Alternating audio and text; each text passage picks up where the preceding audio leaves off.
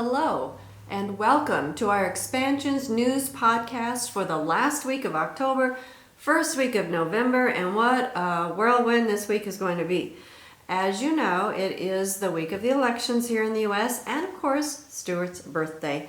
And as you probably also remember, he reminded you last week that he was not going to be here because he is in Sterling Heights, Michigan, attending the Global Night Symposium.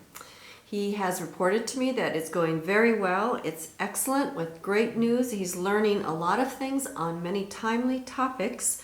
And in fact, yesterday, Lauren Swenson, who is the man who introduced the Aoscan to us, which I didn't bring up the device, Stuart had to take it with him, of course, because he just loves that thing. Anyway, he talked about how the Russian technology came to be and how the mobile device came together. And interestingly enough, Lauren had a stroke last July while he was working on putting everything together, and the doctors told him that he would never walk again and he would be paralyzed permanently and in a wheelchair. Well, he told his wife to get him the Aoscan, and they started using it on him, and within 4 days he was out of his bed and walking around, and the doctors wanted to know what he had done, and they declared it a miracle. And he's attending the symposium, standing up, doing the lecture, and Stuart said he's just an amazing, amazing person.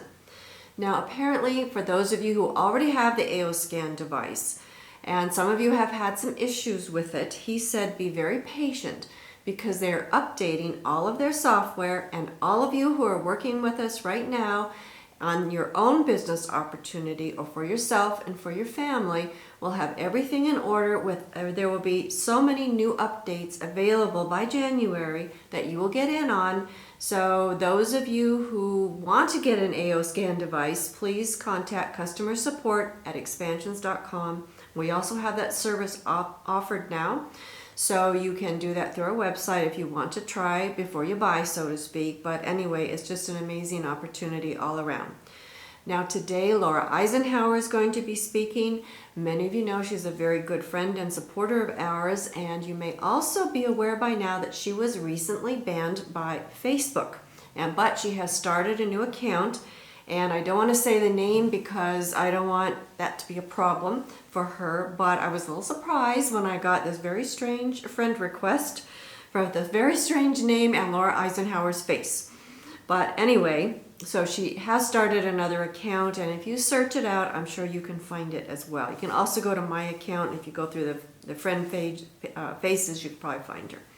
But anyway, I also want to tell you that yes, people have been asking, the presentations are being recorded. However, the event is actually a SMOC event or Sacred Medical Order of the Knights of Hope. So I'm not sure if the recordings yet are going to be available to the public. If they are, they will be announced in our free newsletter, which you can sign up for, expansions.com. And it will also be on our social media outlets, hopefully, that will keep it up. As you may also be aware by now, our last podcast was banned by YouTube. And we were told that it was because of my presentation about the CDC and the WHO. However, they said I could challenge the decision. Well, if you saw the podcast before it was banned, you will know that I only quoted from the CDC and the WHO, and I actually agreed with them. But even though I appealed the decision, they still left the podcast off. They took it off. They banned it. But we have backup. It's on our website, again, expansions.com, and it is free to everyone. You do not have to be a member to watch our podcast on our website. However, we do appreciate those of you who do support our work and our research and make your contributions. It's less than $1 a day to help us. That's all we ask for. And you can interact with Stuart and I on a daily basis in our global community, which is a wonderful, wonderful membership that we have, and we appreciate each and every one of you. Now on to the news. There's so much. I tell you, I have spent the last 3 days sorting and sifting, and without Stuart here, it's like twice as long, from my part anyway. So we just need to jump right here in the middle. So first thing, Michigan. As you know, Michigan has had, really outlandish lockdown rules throughout all of this. And of course, Whitmer's powers were taken away from her by the Michigan State Supreme Court. However, the Michigan Department of Health and Human Services claim that they now can issue these same basically orders, but they are making them worse than what they were before, kind of like our little punishment here in Michigan. So we did have a limit of 500 people to indoor non-residential gatherings without fixed seating. Now they've changed that to 50 people. And they're again restricting the table sizes at restaurants to 6 people. And remember now, these are orders. These are not laws. These are only orders. And also, this is even the most ridiculous thing they've done, one of the most ridiculous things. 2 or more people who meet outside their homes, not wearing masks, not in the same family, are now subject to a $1,000 fine. That's right. So that means that here's your exception. Your exception would be if the 2 people were swimming together. But even then, a face mask is strongly encouraged. How ridiculous is that? Now, this also implies, according to this article, that 2 friends who are not wearing face masks and walking together in an empty park would still be subject to state-imposed penalties. Michigan Department of Health and Human Services. Now, they are also encouraging snitching on local businesses who are non-compliant with epidemic rules. And they're asking residents to call them and report your neighbors and your businesses for failing to wear a mask or physically distance. So anyway, again, this to me is Nazi tactics that we really do not need to be subject to. But yes, there are people out there who will do these kind of things. And in September, before this latest mandate, the Michigan Restaurant and Lodging Association surveyed its restaurant members, and they found that 4,000 owners didn't think at that time that they would still be in business in 6 months. Now, according to the CEO, Justin Winslow, this latest mandate now requires dine-in food establishments to collect the names and cell phone numbers of all patrons for later contact tracing, and this is also going to put more restaurants out of businesses. I mean, I already don't want to go sit in a restaurant in Michigan with a face mask on, and I do not want to go in there and give my information that can then be turned over to the government. That's the way I happen to feel about it. Feel very strongly. I feel really horrible about all these restaurants who are suffering so terribly. Now, apparently, Winslow said in a press release that data collected by the Michigan Department of Health and Human Services links restaurants to just 3 out of 144 outbreaks across the state, or only 2%. He said that this new state mandate is more likely to result in job loss, foreclosure, and fewer restaurants than it will prevent transmission. So anyway, just more taking away of our constitutional rights. And here, God bless this next one I'm going to tell you about, Michigan Catholic School in Lansing. The name of it is Resurrection School. It's an elementary school that serves students from kindergarten through 5th grade, is suing the Michigan Department of Health and Human Services over its school mask mandate. The lawsuit says that a mask shields our humanity, is disruptive to teaching, and interferes with important human interactions that are essential to the spiritual well-being of the students. Good for you, Resurrection School. The lawsuit states that a large part of the school's parent community also disagrees with the mandate that requires their children to be masked while in classroom, even while socially distancing, and I detest that term as well. Multiple parents from the school are also plaintiffs in the lawsuit. One of them cited their child's medical condition as one of the reasons for her opposition. She stated that he has difficulty breathing after wearing the mask for 30 minutes. The plaintiffs also argued that the excessive or unreasonable mandated wearing of a face mask has become a symbol of oppression and an attempt by the government to control the citizenry. Yes. Among the defendants listed in the lawsuit are Robert Gordon, the director of the Michigan Department of Health and Human Services, Dana Nessel, Attorney General for the state of Michigan, and Linda S. Vail, Health Officer of Ingham County. The plaintiffs are asking a U.S. District Court judge to enjoin the enforcement of the mask mandate in schools and declare that it violates their fundamental constitutional rights and Michigan law. So let's pray for Resurrection School that they win their lawsuit, because it affects all of us here. Now, if you want to wear a mask, that's fine, but please do not put it on other people. Now, in North Dakota, Mark Splinskowski, who's a city commissioner in Bismarck, gave his reasons against a citywide mask mandate at a 6-hour city commission meeting. He said that being forced to wear masks can further do psychological issues suffered by rape and strangle victims. The commissioner also said ordering residents to wear masks infringes on their rights, and people should be trusted to decide for themselves. Here in the U.S., we have always been able to make these kind of decisions for ourselves. If you feel that your health is compromised, put on the mask, stay home, have people help you bring things in. This is the way it's always been done. It has not been forced on people to wear a symbol of oppression whenever you step outside your home. It's ridiculous. It's horrible. Splunkowski said, "We might not see our COVID cases go down, but we'll sure as heck see our deaths go down."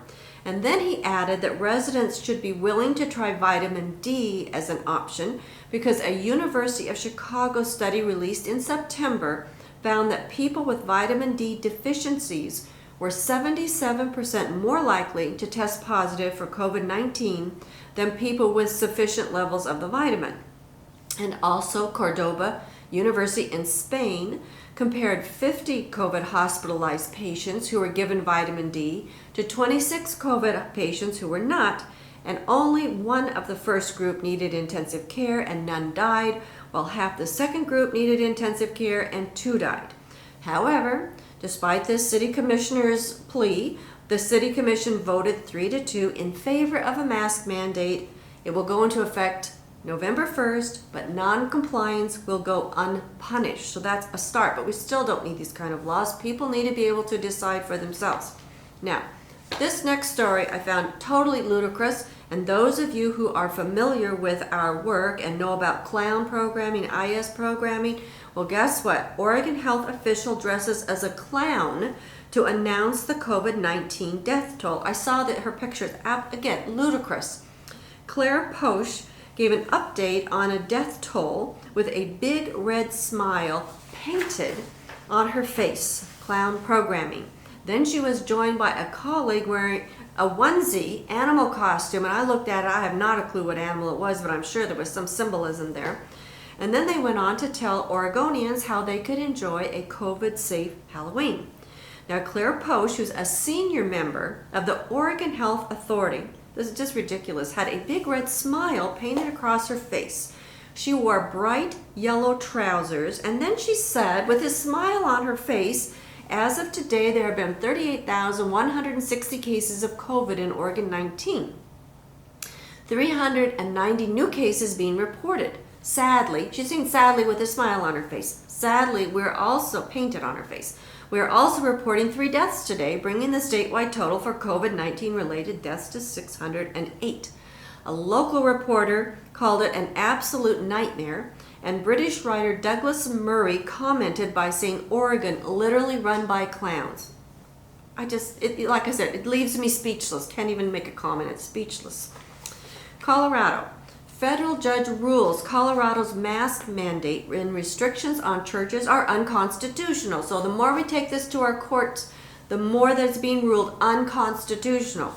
Judge Daniel Domenico issued the ruling earlier this month after Denver Bible Church in Wheat Ridge and Community Baptist Church in Brighton challenged several worship restrictions implemented by the state in the wake of the coronavirus pandemic.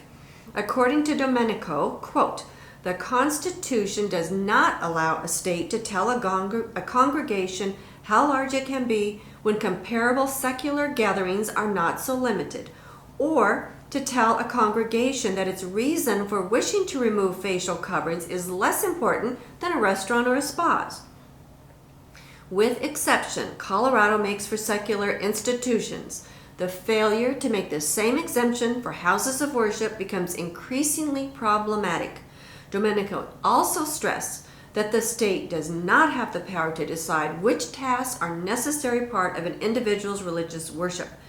Pastor Bob Inyart of Denver Bible Church said, "We are so thankful that a federal court recognizes our God-given right to worship Him, our Creator, without the government interfering." Idaho.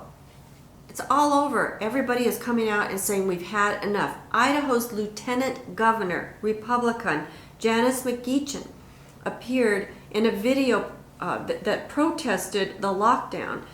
And it was also apparently, the way I take it, I meant to look this up, I didn't get that far, the governor must be Republican.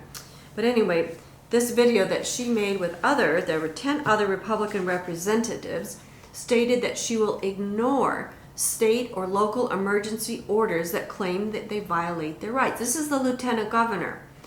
The lieutenant governor, Janice McGeachin, filmed with a handgun and a Bible in the front seat of her car as part of a video in which state lawmakers question the existence of the coronavirus. She pledged to ignore any restrictions imposed by the state as part of a declaration against coronavirus measures. This film, which was done by the Idaho Freedom Foundation, sees various Idaho lawmakers all taking turns to read lines from a declaration which claims to have been ratified by the people of Idaho October 1st, 2020. McGeachin sits in her truck. She smiles as she holds the Bible and takes out a handgun and places it on top of the Bible. And then she says, "We recognize that all of us, by nature, are free and equal and have certain inalienable rights, among which are enjoying and defending life and liberty," which means breathing, that's my addition, "acquiring, possessing, and protecting property, and pursuing happiness and protecting safety." Now, in the declaration, the Republicans claim that the emergency orders are infringing on the rights of Idahoans and question whether a pandemic may or may not be occurring. Some public officials act as if they can restrict rights without consequence or pushback. That's just not how it works. It demands an end to the emergency orders issued by the state and local government officials, as well as the restoration of our constitutionally protected rights. This is what McGeachin is saying. And then she said on her Facebook page, "Our state is moving toward more top-down control over our businesses and citizens. We should be supporting Main Street right now, not adopting the draconian tactics of liberal municipalities that have only proven to make matters worse." So congratulations to you, Ms. McGeachin. And now this next story I thought was very interesting, considering what Stuart had reported on last week about the strange bedfellows of Taiwan and China, which hopefully you either saw it before it was taken down, or you're members on our blog, because Stuart posted a big long article there. Members on the website, expansions.com. Anyway, Taiwan, strangely enough, marks 200 days without a single domestically transmitted case of coronavirus. So that's setting the stage for them to say, "Oh, we know how to take care of your medical issues. Come to Taiwan." As he reported, it's tied into that story, and I don't want to go into that now because I have so much to tell you. But anyway, their last reported domestic case was on April 12th. Hunter Biden, oh my gosh, there's too much to say, so I picked out just a couple salient points here, and I think there might be a little bit more later on, but I just wanted to say that I may be watching the story, I mean, how can you not? But some of the email did reveal that there was a deal planned between Hunter Biden and Mark Zuckerberg, and Facebook and Twitter have both been subpoenaed now by the U.S. Senate and are expected to appear soon and answer questions regarding their bias, censorship, and possible interference in the U.S. presidential elections. So we don't have to think about Russia right here in our own country. It's happening. It's like I said, beyond bizarro and horrible. Now, Hunter Biden apparently has, when they're talking about, for example, how often they claimed that Russia was holding blackmail information on Donald Trump.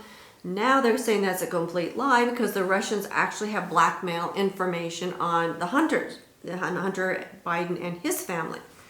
So it says that the information they have has nothing to do with President Trump, but it does have everything to do with the Bidens, because apparently in 2018, Hunter spent time with Russians at a property in West Hollywood and engaged in perverted sexual activities that were most likely taped and photographed.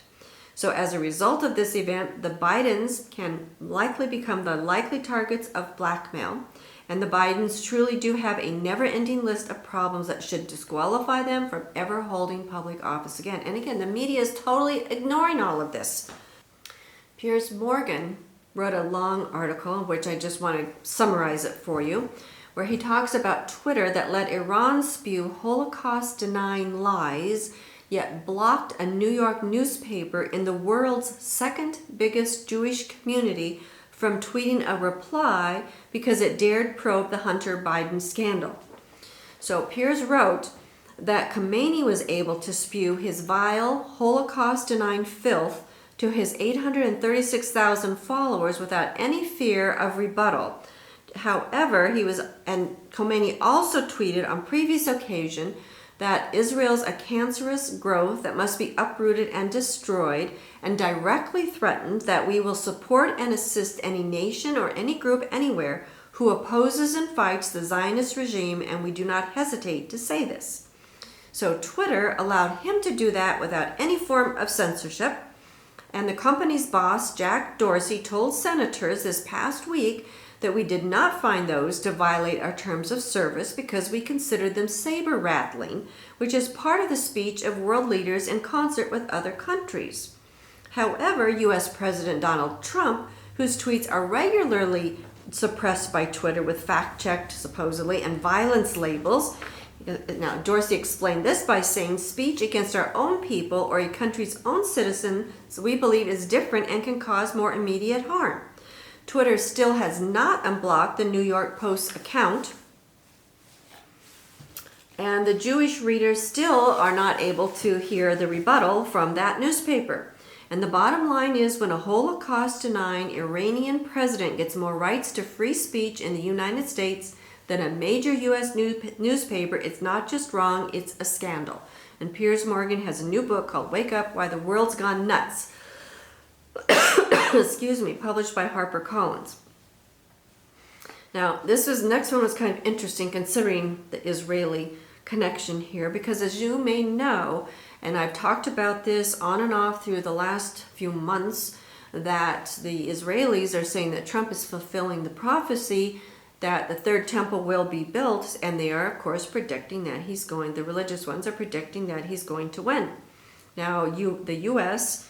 in 2017 officially recognized Jerusalem as the Israeli capital, thanks to Trump, and the U.S. has since moved its embassy to Jerusalem from Tel Aviv.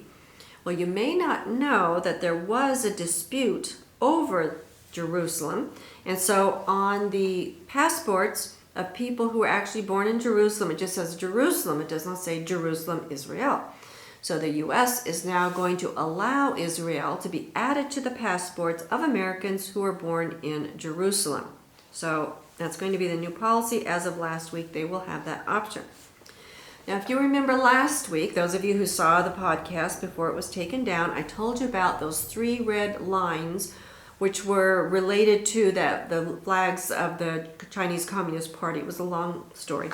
So you have to watch it or go to my website, expansions.com, and watch that story there. But anyway, someone pointed out to me that Obama also had 3 red lines. So I thought, well, that was interesting. So please go back and review that, because direct link, Chinese Communist Party. Now, I also am wondering of these next couple of stories, if perhaps Obama is turning on Biden to save himself, because now there's another new book. Again, I wonder who writes all these new books and who's reading these new books, but this is what this story says. In this new book, it claims that Barack Obama's advisors were bothered and thought it was unseemly when Hunter Biden joined the board of Burisma while Joe was vice president and helped to decide policy for the Ukraine. And Trump himself claims that Obama has no faith in Biden and tried to stop him from running, and even used to say, if you wanted to see something really screwed up, give it to Joe. According to Trump, that's what Obama used to say. Now, interestingly enough, Obama and Biden will be campaigning together for the first time in Michigan today, Saturday. By the time you see this, it may be later, but today they're supposed to be together. And interestingly enough, Trump will be campaigning in Michigan, where Stewart is, in Sterling Heights, November 1st. So I thought that was interesting. Perhaps he'll stop by and say hello at the Global Night Symposium. And Walmart. This was, again, you don't know whether to laugh or cry at some of these things going on here. Walmart decides to remove guns and ammunition from display in all of its stores across the U.S. due to the current civil unrest ahead of the election day. Now, they sell their firearms apparently about half of the 4,700 stores they have. And they said, this was their quote, "We have moved our firearms and ammunition off the sales floor as a precaution for the safety of our associates and customers. However, the items remain available for purchase by customers," the store confirmed. One day later, they reversed their decision to remove all guns and ammunition from its store shelves. So why? I don't know. But just, okay, do we laugh or do we cry over this? Who knows? Texas is preparing to send 1,000 troops to 5 of its major cities. Washington, D.C. is boarding up its stores. Washington State is putting National Guard on alert amid fears of post-election violence. Beverly Hills Rodeo Drive is boarding up ahead of November 3rd in anticipation of violence. New York City has similar plans. New York Police Department is training and deploying hundreds of extra cops as a result of this.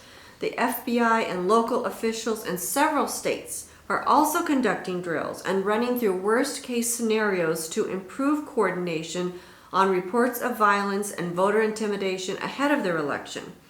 And Donald Trump is saying elections should end on November 3rd.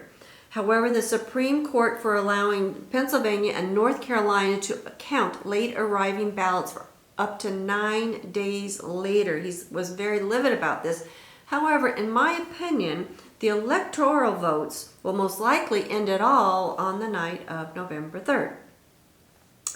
Now, here's another, speaking of violence, this is a commentary by author Michael Snyder, who recently published a book called The Lost Prophecies of the Future of America, available on Amazon.com. Author Michael Snyder says they're going to go all out in a desperate attempt to try to stop Trump from declaring victory. Can you think of any other time in the history of the United States when measures have been taken in advance to try to prevent a presidential candidate from declaring victory on the night of the election? It is difficult to believe that this is actually happening, and it is yet more evidence of how badly our system has deteriorated. Of course, President Trump may decide to declare victory anyway if he has a significant lead on election night, but any such declaration will immediately be branded illegitimate by mainstream media, the big tech companies, and everyone else on the left. Twitter has stated that no such claims will be allowed until races are authoritatively called, and Facebook has announced that they are ready to implement emergency measures that are usually reserved for the most at-risk countries. They will not be allowing any premature declarations of victory either. And then he goes on to say that ringleaders of protesters are organizing an effort to make sure that Trump leaves the White House by any means necessary after the November 3rd election, according to website posts from a group called Shut Down DC and their allies. These protesters are planning on an uprising that will go from election night on. And it says, on election day, come join us at Black Lives Matter Plaza. We're inviting everybody who agrees with these organizing principles to work together to make this uprising happen. We're going to make sure Trump leaves. The group also tells its followers that if you are not in DC, organize in your community, come up with a plan to create serious disruption if Trump tries to steal the election. And there's even a USA Today article titled, "Americans worried about election day violence and chaos are buying guns and toilet paper." So, we don't know what's going to happen here in this country. Everybody pray. That's what I'm telling people, pray. And in my opinion, yes, you need to be stocked up on your essentials in case violence does erupt, because they've been telling you about this for months, and we've been warning you that civil unrest now is at an all-time high. And moving along, Washington, D.C. Archbishop Wilton Gregory is soon to become the Roman Catholic Church's first black cardinal from the U.S., and hopes the U.S. hierarchy can broaden its concept of pro-life. So, in my opinion, I don't know this gentleman, but it sounds like they are taking a black person and putting him out there to change the Catholic Church, which we talked to about last time. Now, it's not that I agree with the Catholic Church, but they are pro-life, and that part I do agree with. So now they're going to broaden it. Well, how can you broaden pro-life? I mean, either you're going to kill babies or you're not. You can't broaden that term, in my opinion. Recently, the Reverend James Altman, a priest from Wisconsin, declared in a YouTube video that you cannot be Catholic and be a Democrat. And he warned Catholics that they risk the fires of hell if they backed a party favoring abortion rights. But Gregory depicted that such remarks are egregious and unhelpful. So what they're going to do now, I don't know. But changes are coming, and we talked about this before, as part of merging Christianity, the Islamic faith, Judaism, everything. They're trying still to create one world religion. And of course, everybody by now, I'm sure, is aware of the horrific attack that took place here recently in Nice. And Malaysia's former prime minister said after that church attack that Muslims have the right to kill millions of French people. Malaysia's ex-prime minister Mahathir Mohamad said that he's 95 years old now, and they removed this tweet, of course, but he said, and of course it's all over the place, that Muslims have a right to kill millions of French people, and he said freedom of speech does not include insulting other people.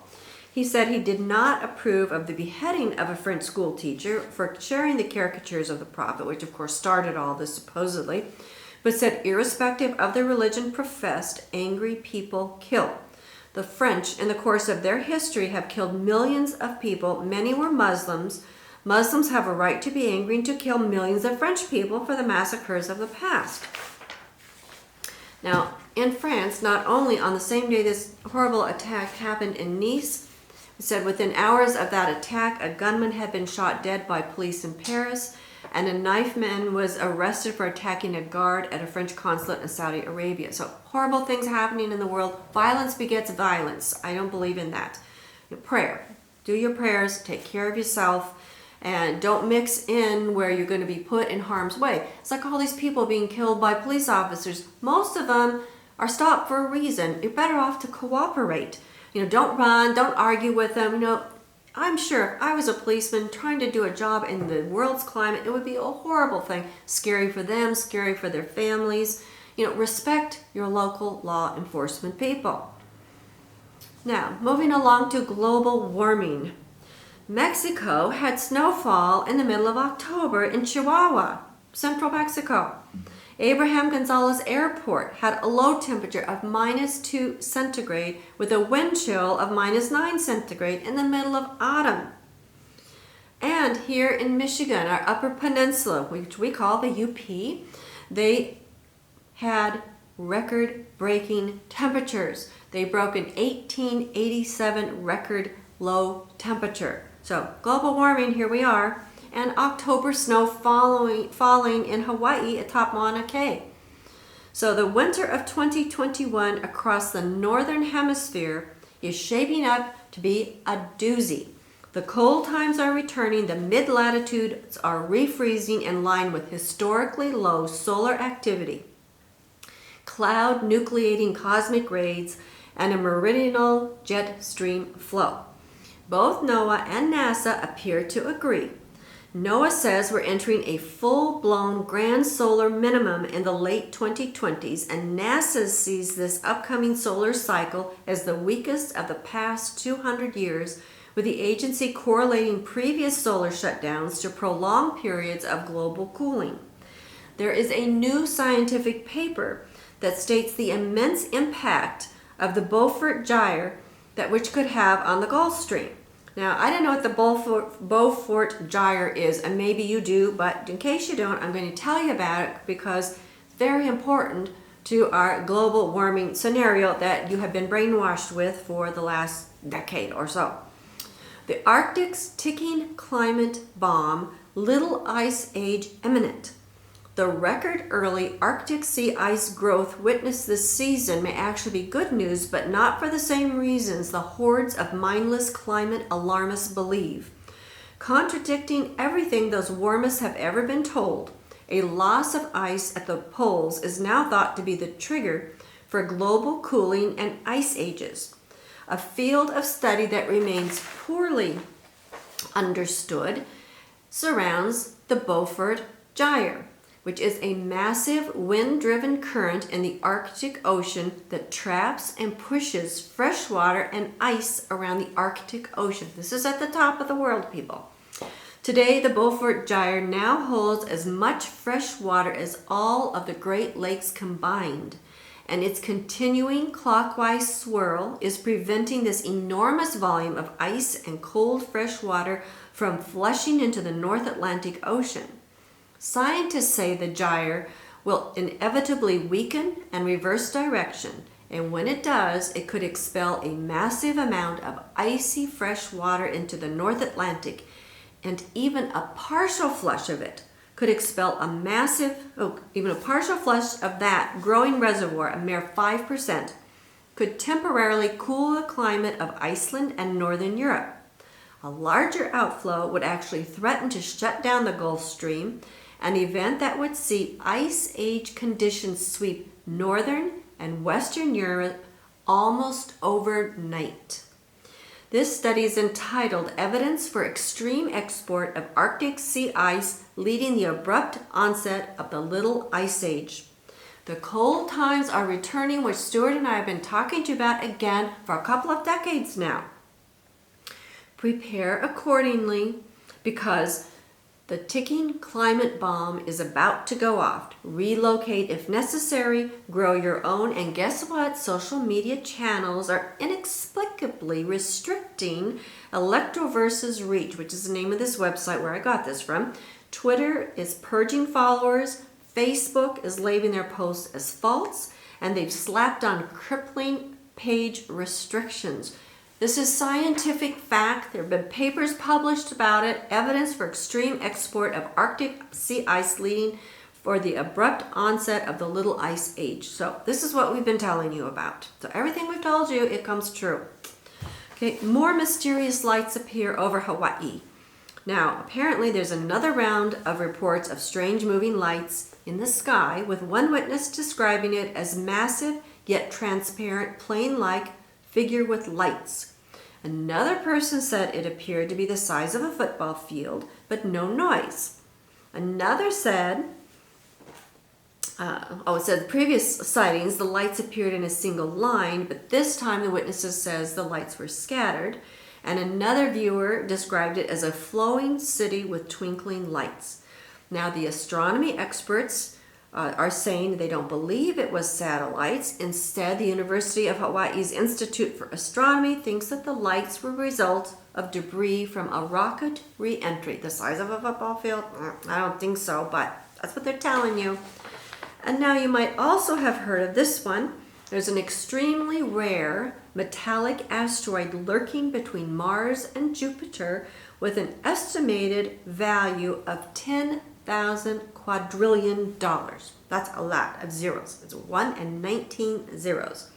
Now, most asteroids are made of rocks or ice, but this one, they're calling it 16 Psyche for whatever reason. It's dense, mostly made of metal, and they're saying it's possibly the leftover core of a planet that never succeeded in forming, or it's called a protoplanet. Now, this is interesting because these are new phrase words, relatively new, that I keep hearing over and over and over. So they're telling us that what makes Psyche, or 16 Psyche, is that what they're calling it? Yeah, 16 Psyche, so interesting, is that they're considering this to be the building blocks of the solar system. So that's a new term, the building blocks of the solar system. And then we skip over here to Titan, which is a moon of Saturn, and they're saying that they have found weird ring-shaped molecules on Titan that could be the building blocks to life. So the building blocks of the solar system, the building blocks to life. Apparently this circular molecule that they found, how they find a circular molecule, but they found one, may help form precursors to life. This compound hasn't been seen in the atmosphere of any planet or moon before. Ring-shaped molecules like this tend to act as the building blocks of molecules necessary for life, such as DNA and RNA. The complex molecules like this on Titan could help tell us things like how life got started on Earth. And guess what? They're going to launch a spacecraft in 2027 to examine the surface up close, and it's called Dragonfly. And again, if you know about our work, we talk about Dragonfly programming in this book. Okay, Dragonfly programming. So lots of programming, clown programming, lots of programming going on. I remember the new one, 13 cubes squared. This is a continuation, of course, the one I just showed you. This one, I believe, also talks about clown and IS programming. This first one has some IS and clown programming in it as well. Okay, and NASA. NASA confirms there is water on the moon that astronauts could use. Of course, we all know there's lots of stuff going on there anyway, but bit by bit, they reveal it to you. So now they're telling you that water on the moon may be more abundant and accessible than previously thought. It just keeps changing, every month or two or every 6 months or so, we keep stepping everything up. So apparently these are called cold traps, which were previously thought to be restricted to deep kilometers wide craters. But now there are micro cold traps that can contain more accessible ice. And the scientists are saying we're seeing billions and billions of these cold traps at scales that haven't been seen before, which presents an opportunity to extract ice more readily, which therefore means that astronauts could fill up a bottle of water more easily, but they don't know exactly how long it will take them to extract from these thousands of kilograms of rock. So who knows what's going to happen, but they're just telling you. Next thing you know, they go, oh yeah, we found lakes, so no problem. And now, interestingly enough, Elon Musk is in the news again. I guess he's going to be dictator of his own planet, so don't tell Stuart because he wants to be emperor of the universe. But here it says on SpaceLink's website that they will abide by international laws while operating on Earth and the Moon. However, guess what? On Mars, it will follow self-governing principles based on good faith. So apparently, remember, they're planning this Mars colony, and they say it's going to be a free planet, and they're not going to recognize Earth laws, and they will adopt self-governing principles based on good faith. He plans to build a self-sufficient city on Mars that does not rely on any help from Earth to survive. So he's going to be a dictator of his own planet, is what essentially he is telling you. So anyway, it's a ton of news, I know. So much is going on in the world right now. It's very challenging to sift through it. The elections are coming up. It's going to have a global, worldwide impact. So be mindful of what you do and what you say and how you think. And, who knows what we'll be reporting on for you in a week from now. But in the meantime, remember what I told you. Take care of your mind and take care of your health, body, mind, and soul. These books are invaluable. And these are ones that will help you if you have the Aoscan work on your mind and your body, and it gives you valuable information on supplements that are easily available to you. The biggest supplement is always going to be your mind, so never forget that. Are you interested in alien stuff? You want to read Stuart's autobiography, Montauk, The Alien Connection, and of course, we don't want to forget about True World History, which is being altered, so get our history package. We have lots of bundles for you on the website to help make things easy. We have our new, the next set of self-healing webinars, which we're beginning the first week in November on Wednesday. So sign up if you haven't yet. We just have 2 sessions left, November and December, before we start on our next series. And I've been reminding you, it's going to be here before you know it, the holidays. If you're looking for really fabulous gifts, especially if you're an office, an organization, a building, I will put you in contact with the lovely young family who, unfortunately, due to the COVID-19 pandemic, were unable to move these this last summer and have thousands of them sitting in their small living room apartment. So contact me. We also have them on sale. If you just buy one package, they come beautifully packaged together. And so even for adults, I think they're really exceptionally well done. Remember, take care of your spiritual side, however you believe. It's up to you. Stay connected to your source. Stay safe. Safety's in here. Remember that. Your wellness, your health, it all starts in your mind. And remember to give credit to your Creator, because no healing takes place without that. Okay, your mask isn't going to protect you. It's going to be your mind in conjunction with your creator. So with that, Stuart will join us next week. Please get your membership, expansions.com. I look forward to hearing from you in your comments. Please like, comment, and especially share in case we get taken down again. But if we do, tell people you can find us still on expansions.com. Also remember that we do have a fan page, Expansions, and we do list everything there as well. So if you're not a member of our fan page, like the page, and then you can also stay in touch with us that way as well. So take care, stay safe, and remember, pray. Until next time, bye.